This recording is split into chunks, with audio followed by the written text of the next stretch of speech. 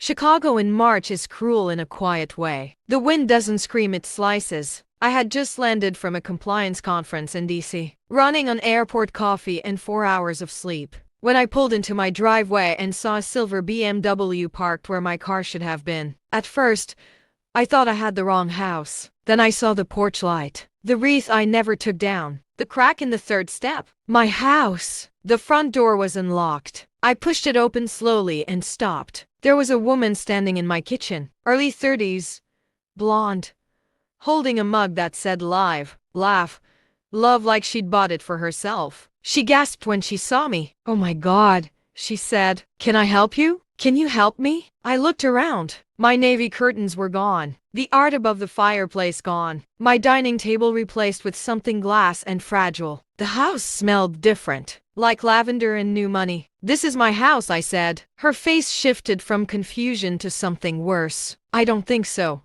she replied gently. "We closed last week." Closed. The word rang in my ears like a dropped plate. "No," I whispered. "That's not possible." She set the mug down and pulled a folder off the counter. Real estate documents. Fresh ink. Official stamps. At the bottom of the warranty deed was my name. My signature. Perfect. Except I didn't sign anything. I hadn't even listed the house. I felt the room tilt slightly. My chest tightened.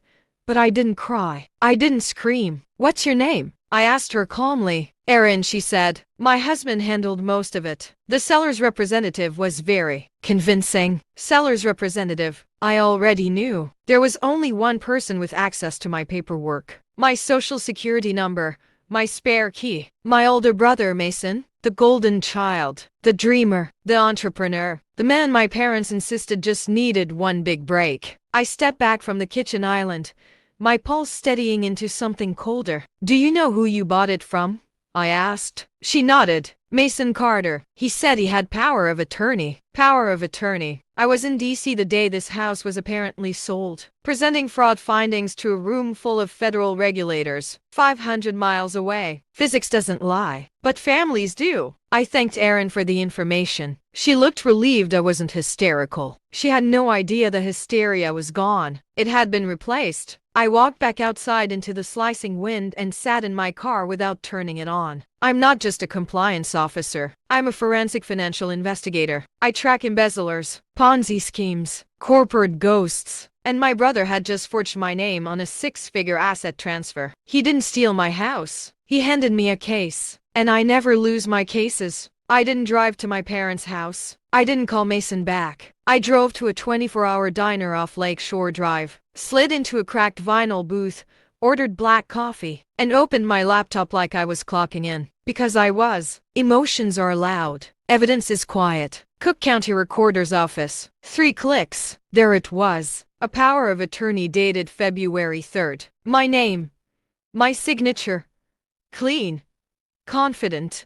Fake. February 3rd was the day I testified before a federal oversight panel. Security badge logs would show. I entered the building at 8:12 a.m. and exited at 4:47 p.m. The POA was signed at 11:03 a.m. Apparently, I had mastered teleportation. I zoomed in on the notary seal. Lydia Ramos. Commission active. 2 prior complaints for improper notarizations. 1 under review. Sloppy choice, Mason. Next, I pulled the closing disclosure. Sale price, $612,000. Mortgage payoff cleared. Net proceeds wired to an account ending in 4421. Not mine. I ran a credit sweep using Mason's social security number, the same one I once used to co-sign his failed restaurant loan. Account ending 4421 opened 3 weeks ago. Brand new. He hadn't even tried to bury it. Then the transfers started lining up like dominoes. $78,000 luxury auto dealership.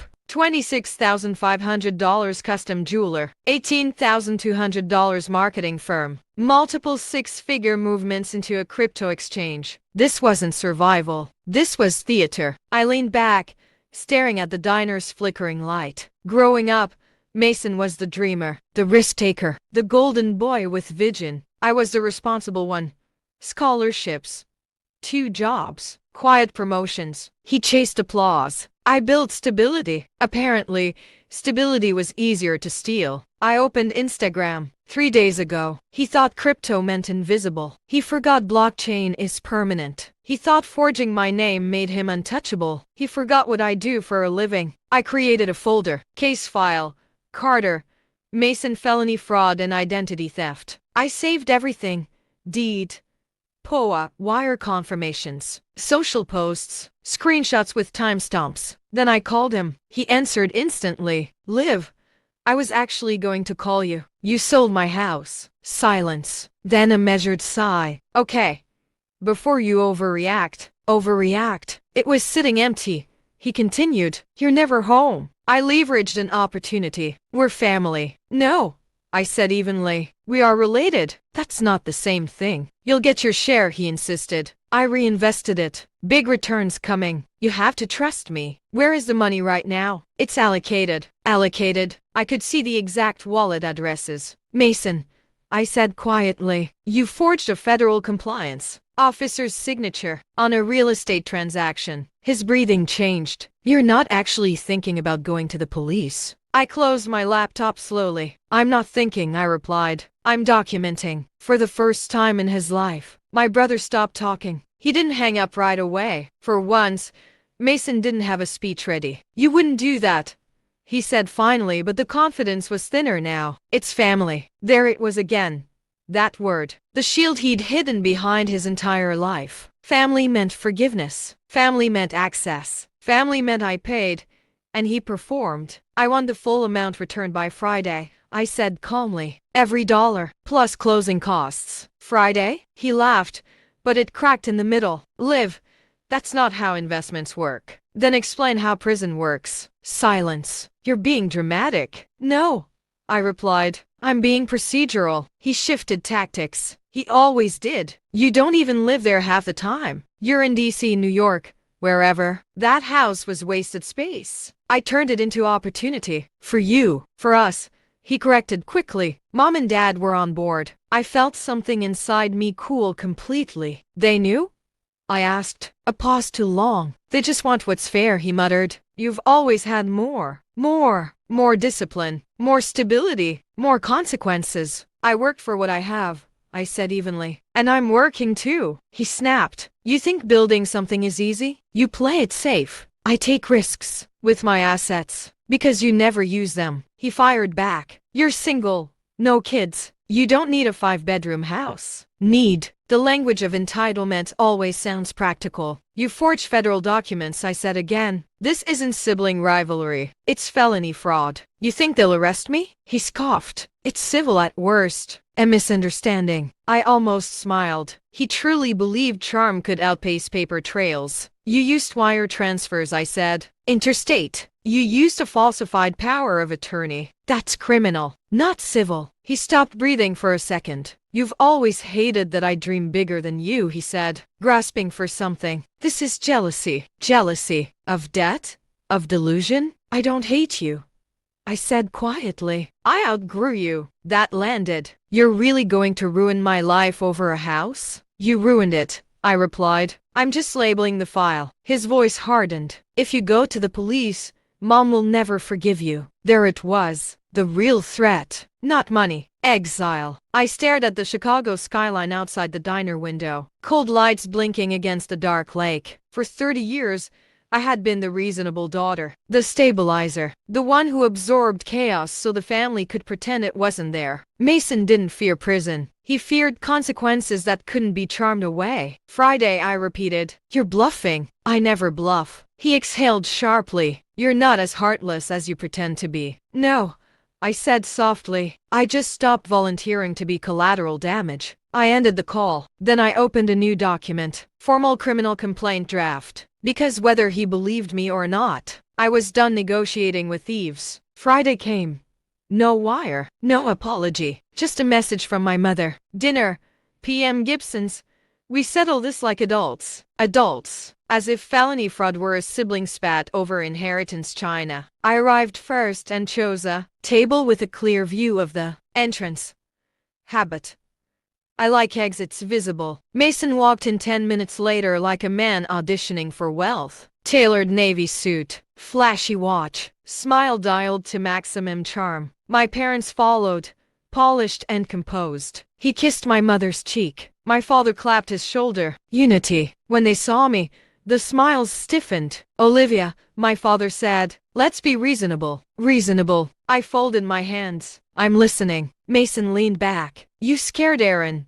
That was unnecessary. I introduced myself, I replied. She owns stolen property. My mother inhaled sharply. Stop using that word. Which one? Stolen. This dramatization, she snapped. You weren't even living there. I was paying for it. Mason waved a dismissive hand. It was dead equity. I leveraged it. You forged a power of attorney. It's paperwork. He shot back. Technical. My father leaned forward. You've always been rigid. Life requires flexibility. Fraud requires rigidity, I answered. Mason smirked. You won't file anything. You care too much about reputation. He truly believed that I'd protect the family image at my own expense. I slid a thick envelope across the table. Inside, wire confirmations, dealership invoices, blockchain tracing reports, the notarization timeline. My father opened it. The color drained from his face. You've been tracking me? Mason demanded. I track criminals for a living, I said calmly. You're not special. My mother's voice trembled. You'd ruin your brother's future over money? Over crime,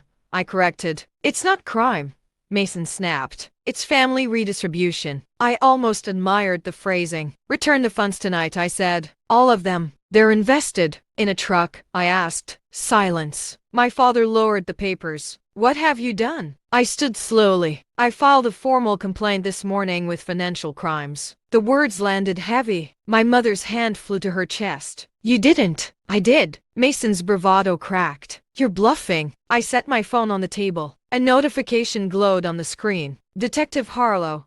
Warrant signed. Units en route. Mason stared at it. His breathing changed. You're actually doing this, he whispered. No, I said quietly. You did. My father's voice dropped to a warning. You'll regret this. Not as much as you will. Outside, faint and growing closer. Sirens. Mason stood abruptly. We can fix this. You had your chance. My mother grabbed my wrist. Family doesn't call the police. Family doesn't forge signatures. The sirens stopped. Heavy footsteps approached the entrance. For the first time in his life, Mason wasn't performing. He was calculating consequences. The officers didn't rush in. They walked, calm, certain, like men who already knew how this ended. The restaurant quieted in ripples as badges flashed under soft lighting. Mr. Mason Carter? Detective Harlow asked evenly. Mason tried to smile. It came out crooked. This is a misunderstanding. It's a warrant, Harlow replied. My mother stood so abruptly her chair screeched against the floor. You can't arrest him over family business. Ma'am, the detective said calmly. Forgery, wire fraud, and identity theft are not family matters. My father didn't move. He just stared at the papers, in his hand like they might rearrange themselves into innocence. Mason looked at me. Not angry. Not yet. Just stunned. You really did it, he whispered. I held his gaze. I told you I would. The cuffs clicked into place with a sound I'll never forget. Not loud, not dramatic. Final. My mother's voice cracked into hysteria. Olivia, stop this.